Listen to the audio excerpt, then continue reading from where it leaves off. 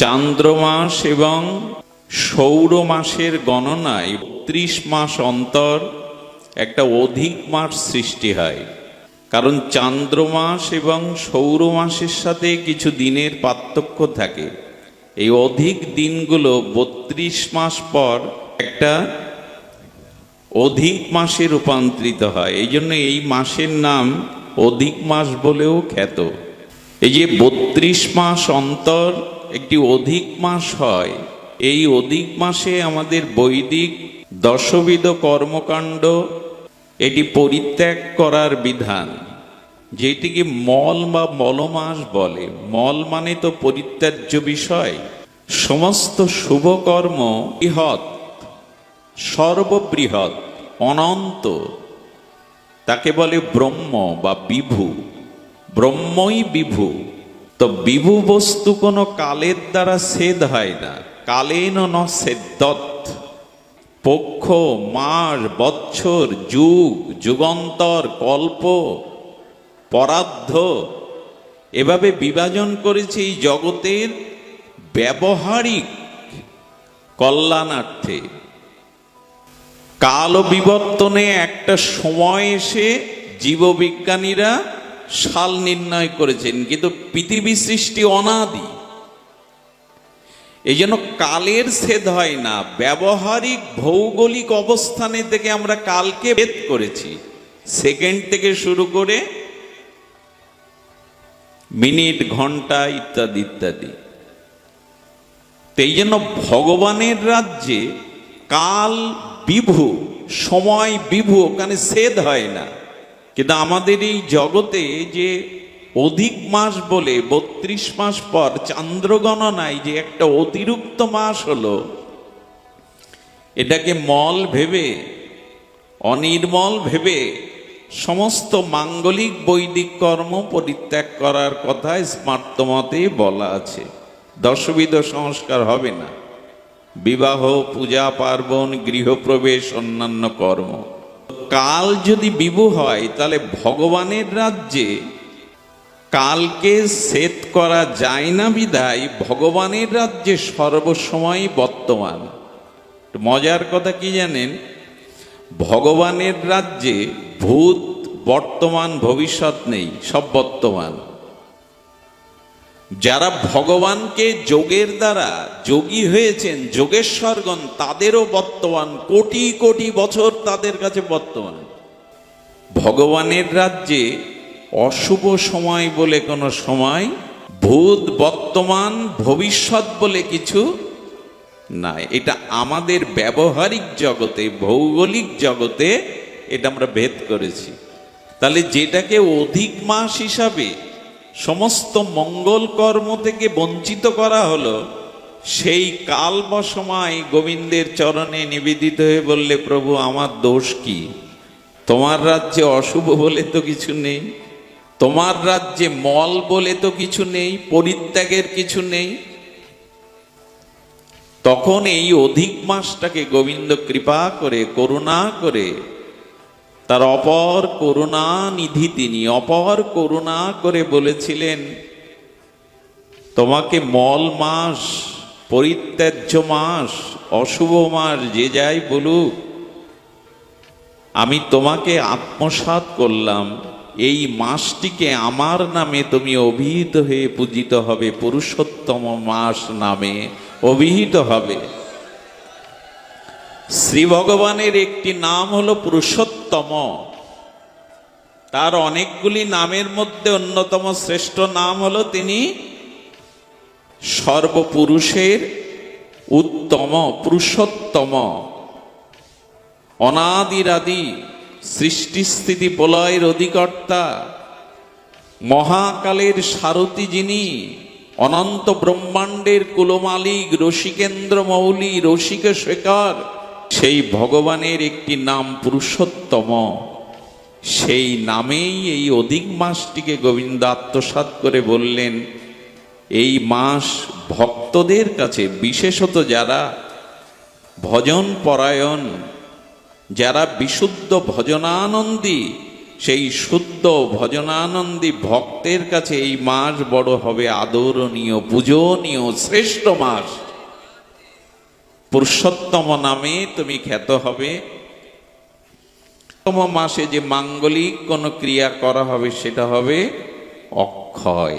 অর্থাৎ আজকে যারা সাধু সঙ্গ হরিকথা শ্রবণের আমরা সৌভাগ্য প্রাপ্ত হয়েছি, গুরু মহারাজের অপার করুণায়, রাধা মাধবের রহিত কি করুণায়, নিত্যানন্দ গৌরচন্দ্রের অপার প্রসন্ন দৃষ্টিতে আজকের এই ভাগবত শ্রবণ সাধু সঙ্গ আমাদের অনন্তকালের জন্য অক্ষয় হয়ে থাকবে। এই মাসে যা কিছু মাঙ্গলিক কর্ম সব অক্ষয় হয়ে থাকবে। যে কোনো ব্রত মাসে বলা হয়েছে কিছু ত্যাগ করতে হবে, কিছু গ্রহণ করতে হবে। গ্রহণাত্মক, ত্যাগাত্মক। এই মাসে যেটি ত্যাগ করতে হবে সেটি হলো, এভাবে বলা আছে, ভোরের ঘুমটা তো বড় মোহগ্রস্ত করে দেয়, আমাদের আনন্দ দেয়। আগেই বলে দিচ্ছি, আমি ক্ষমা চাইছি, আমি পারবো না। তবে ব্রাহ্ম মুহূর্তে ওঠাটা এই মাসের একটা বিধি। যদিও গৌড়ীয় বৈষ্ণব ওঠেন, কিন্তু এই মাসে বিশেষ করে প্রভাতে উঠে যদি সাগর স্নান করা যায়, স্রোতস্বিনী নদীতে স্নান করা যায়, আমাদের পক্ষে সম্ভব কি? কারো যদি কুয়ো থাকে, এটা মধ্যম স্থান। সাগর নদীর স্থান হলো উত্তম, মধ্যম হলো কুয়োতে স্থান। আর যদি তাও না থাকে, তাহলে আমাদের যে জলে অবগাহন করি, ওই জলে গঙ্গে ছ যমুনাশ্চৈব গোদাবরী সরস্বতী নর্মদা সিন্ধু কাবেরী জলস্মি সন্ধিনিং কুরু গয়া গঙ্গা প্রভাস পুষ্করণী তীর্থানানি চ। তো সন্ধ্যাকালে ভবন্তু, এই মন্ত্র বলে গঙ্গা যমুনা সরস্বতীকে আহ্বান করে মন্ত্রপুত করে ওই জলে অবগাহন করলে আপনার স্নানের যেটা গ্রহণাত্মক, যেটা ভজনের, সেটা পরিশুদ্ধ হবে। একটু দীপদান দিন, দামোদর ব্রতের মতো এই মাসে একটু দীপদান দিন। খাদ্যের ভিতরে বারবার খাদ্যর কথাটা, কি খাবো কি খাবো না, এটা বলতেও ভালো লাগে না, তবু বলি এই মাসে অন্তত ওই নিয়ম সেবার মতো একটু আতপ দিতে হবে ভগবানকে, বা নিজে পেতে হবে একটু। সিদ্ধটা আমিষের মধ্যে বলা হয়, এই জন্য এই মাসে একটু আতপ পেতে পারলে ভালো। আমি আপনাদের বলছি না, কারণ আহার আদি নিয়ে আমার মাথা ব্যথা খুব নেই। আমার মাথা ব্যথা যেখানে, সেখানে এই মাসে একটু ভজন বাড়াতে হবে। আহার যে যা করেন, সিদ্ধ না পেলে, আতপ পেলে যদি আপনার উদরময় রোগ হয়, আমি একবারও বলবো না আপনি আতপ পান। অসুস্থ হয়ে পড়লে আপনি ভজন কি করবেন? যদি পারেন ভগবানকে একটু আতপটা লাগাতে হবে, আতপ চাও।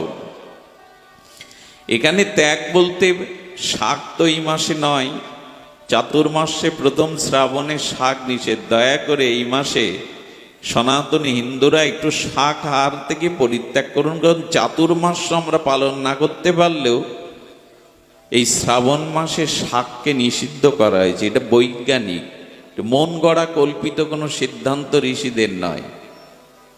শাকটা আর বরবটি, সিম, বেগুন এগুলি তো আছেই, এগুলি একটু পরিত্যাগ করুন। এখন এই সব রেখে এই মাসের যেটা করণীয় আমাদের সাধ্যের মধ্যে, সেটি বলেই আমরা পাঠে প্রবিষ্ট হব। সেটি হলো 8 মালা করতেন, 8 মালা বাড়িয়ে দিন। অন্তত এই মাসে প্রতিদিন 16 মালা জপটা দয়া করে করুন। এই মাসে একটু ভাগবত শ্রবণ করুন, হরিনাম সংকীর্তন করুন, সাধু সঙ্গ করুন, গ্রন্থ পাঠ করুন। সামর্থ্য থাকলে একটু সাধুগুরু বৈষ্ণবকে সেবা দিয়ে দিন। এই মাসে মূলত ভজনটা বাড়াতে হবে। আপনি অন্য নিয়ম কতটুকু পালন করবেন, আমি করব, এইটা আমি আপনার উপরে বেশি করে আরোপ করব না, এইটুকু অনুরোধ করব। এই পুরুষোত্তম মাসে যা করা হবে মাঙ্গলিক ভগবত ভজনাদি ক্রিয়া, তা অক্ষয় হবে, পরম কল্যাণপ্রদ হবে। এই জন্য এই মাসে ভজনটা বেশি বেশি করুন, এই অনুরোধ আপনাদের চরণে। পুরুষোত্তমকে বন্দনা করে এই মাসকে প্রণতি জানিয়ে এই মাসের কৃপাশিস যাতে আমরা সকলেই প্রাপ্ত হয়ে গৌর গোবিন্দের বিশুদ্ধ ভক্তি লাভ করতে পারি এই প্রার্থনা রেখে এখন আমরা মূল পাঠে প্রবেশ করি। অনেক চিত্ত বিভ্রান্তা মোহজাল সমাবৃতা প্রসক্তা কাম ভোগেষু পতন্তি নরক অশুচ। ঠাকুর মশাই বলছেন, শ্রীল নরোত্তম ঠাকুর মশাই, দারুণ সংসার গতি বিষয়েতে লুব্ধমতি তোয়া বিস্মরণ শেল বুকে। আমাদের মনটাকে ঠাকুরমশাই বলছেন বিষয়ে লুব্ধ। ভ্রমর যেমন ফুলের মধুর জন্য বড় প্রলুব্ধ, লুব্ধ, বড় লোভী, তেমনি কাম ক্রোধ লোভ ভোগ বাসনা শব্দ স্পর্শ রূপরস গন্ধে ঠাকুরমশাই বলছেন বিষয়েতে লুব্ধ মতি। মতি মানে আমাদের বুদ্ধিটা বিষয়ের ভোগের প্রতি বড় লোভাতুর, আতুর। এর কারণ হলো আমাদের চিত্তটা বিভ্রান্ত হয়ে গেছে। এই বিষয়ের প্রলুব্ধ গতিতে আমাদের অন্তরিন্দ্রিয় যে মন, এই মন কি হয়েছে, সংসার বিষয় লোভময় গতিতে আমরা ভগবানকে ভুলে, আত্মচিন্তা ভুলে, ভগবত ভজনাদি ভুলে, আর আমাদের প্রত্যেকের বুকে শেল, শেল মানে ব্যথা, আমাদের প্রত্যেকের বুকে ভগবান শঙ্করের ত্রিশূলের মতো আমাদের ত্রিতাপ যে দগ্ধিত যন্ত্রণা, তিতাব যে জ্বালা, ভগবান শঙ্করের ত্রিশূলটা তোয়া বিস্মরণ শেল বুকে, আমাদের বুকে বড় ব্যথা, আমরা বড় বিভ্রান্ত, আমাদের চিত্ত বড় বিষয়ে লুব্ধমতি, আমাদের বুকে বড় ব্যথা। ব্যথা বুকে নাই, এর মধ্যে একজন হাত তুলতে বলতে পারবেন আমার বুকে ব্যথা নেই?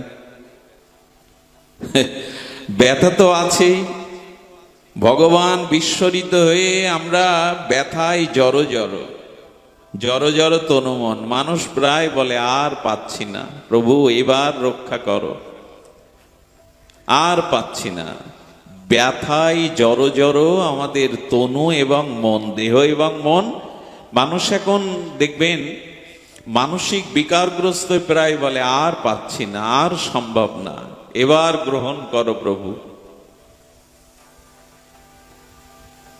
আচ্ছা, এই যে ত্রিতাপ দগ্ধিত যন্ত্রণা, এই যে আদি দৈবিক আদি ভৌতিক আধ্যাত্মিক তাপত্রয়ের যে যন্ত্রণা শেল আমাদের বুকে, এর কারণ কি?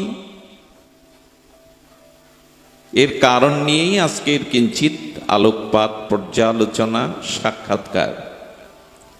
এর কারণ কি? দেখুন, এর কারণটা বাইরে দিয়ে দেখতে গেলে আপনি কখনো এর মীমাংসা বা এর সদুত্তর পাবেন না। কি বললাম শব্দটা? এই যে সংসারের আমাদের বিষয়াসক্ত মন, ত্রিতাপ দগ্ধিত যন্ত্রণা, দাও দাও করে দাবানলের ন্যায় সংসার জ্বলছে, হৃদয় জ্বলছে, আধ্যাত্মিক তাপত্রয়ের শেল আমাদের বুকে, আমাদের ব্যথা বুকে, এটা নিরাকরণ করতে গেলে, এর নিরাময় হতে গেলে, এর থেকে চির শান্তি, অপর কল্যাণ শান্তি লাভ করতে গেলে, অত্যান্তিক মঙ্গল লাভ করতে গেলে, শুভ প্রসব করতে গেলে, বাইরের থেকে বিচার করলে, বাইরের কোনো সমাধানে এই ত্রিতাপ জ্বালা যাবে। কি বললাম কথাটি? বাইরে বিচার করলে যাবে না। আসলে এই অবস্থা হওয়ার কারণও আছে। আচ্ছা, একটা উনানের উপরে একটা পাত্র দিয়েছেন, পাত্রটা নানা রত্নের দ্বারা নির্মিত। কি দ্বারা নির্মিত? সোনা মণিকাঞ্চন রত্নের দ্বারা পাত্রটা নির্মিত। আচ্ছা, ওই পাত্রে আপনি রস রূপে অমৃত ঢেলেছেন। কি ঢেলেছেন? আর ওইটা জাল দেওয়ার জন্য চন্দন কাঠ উনানে দিয়েছেন। কি কাঠ? চন্দন কাঠ। তো চন্দন কাষ্ঠ দিয়ে যা জ্বালানো হবে, বিভিন্ন রত্নাবলী দিয়ে যে পাত্র তৈরি, আর ওই পাত্রে অমৃত ঢেলেছি আমরা, এখন ওতে কি পরিপাক করবেন? বলেন আমার দুর্দশা কি জানেন, আমি অমৃতের রসে চন্দন কাষ্ঠের জ্বালানিতে রত্নরূপ পাত্রে আমি খোল ভুসি জাল দিচ্ছি। বোঝা যায়? ওতে কি খোল ভুসি, গরুর খাওয়া গাভী মাতার খোল জাল দেওয়ার জিনিস ওটা? খোল ভুসি জ্বালাতে হবে অমৃতে। আমার এই দেহটা দেবদুর্লভ পাত্র, মণিরত্নের পাত্র। সাধুমুখে হরিকথার অমৃত এই হৃদয়ে নিয়েছি। হরিকথা শুনতে যাই তো আমরা, ভাগবত শুনতে যাই তো। আর এই বেদ, ভগবানের, পুরাণের, উপনিষদের, ভাগবতের যে বিশুদ্ধ জ্ঞান, সেটা হলো চন্দন কাঠ। এখন জ্ঞানের কাষ্ঠে দেহরূপ রত্ন পাত্রে ভাগবত কথা, হরিকথারূপ অমৃত ঢেলে সারাটা জীবন পরিপাক করলাম বিষয়ের প্রতি দুর্গন্ধময় কামনা বাসনা, খোল ভুসি। আমাদের এই হলো জাতীয় দুর্দশা।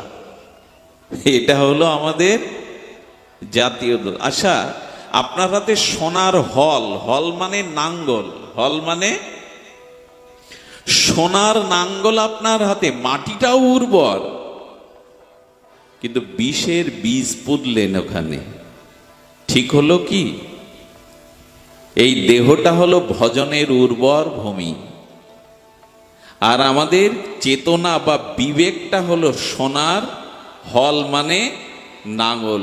কিন্তু আমার হৃদয় ভূমিতে আমি কামনা বাসনা বিষয়ের বীজ বপন করেছি। ফলটা কি আসবে?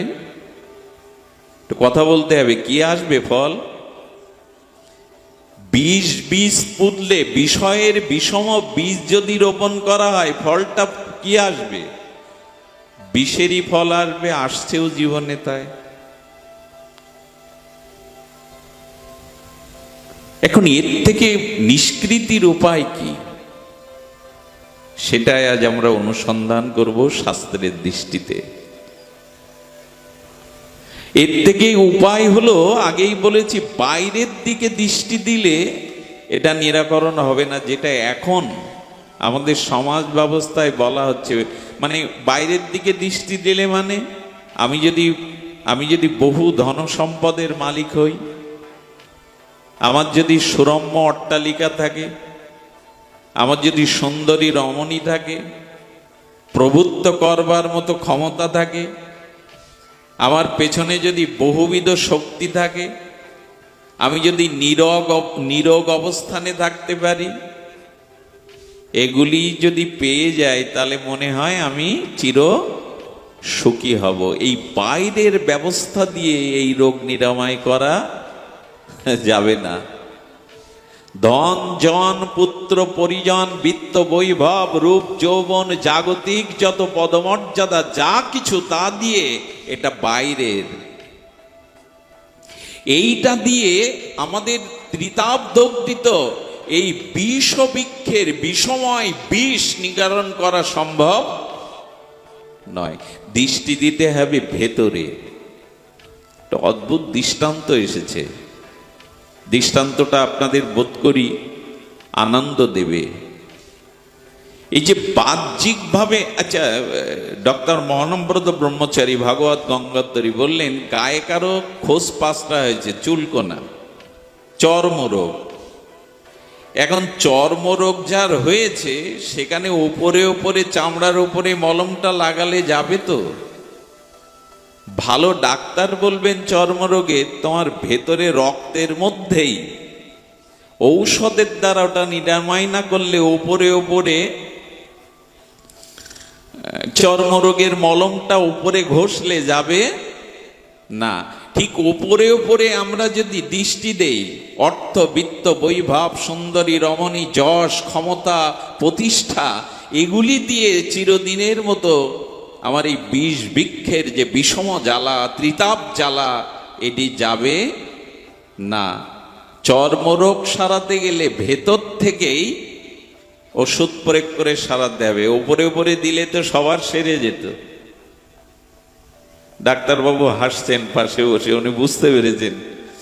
ওনারা তো প্রেসক্রিপশন লিখে দিয়ে দেন, বাবা শুধু মলম লাগালে হবে না। আমার এক প্রিয় ডাক্তারবাবু, উনি সাই দিলেন কথাটা, ঠিক আছে, তার মানে উপরে মলম লাগলে যাবে কি?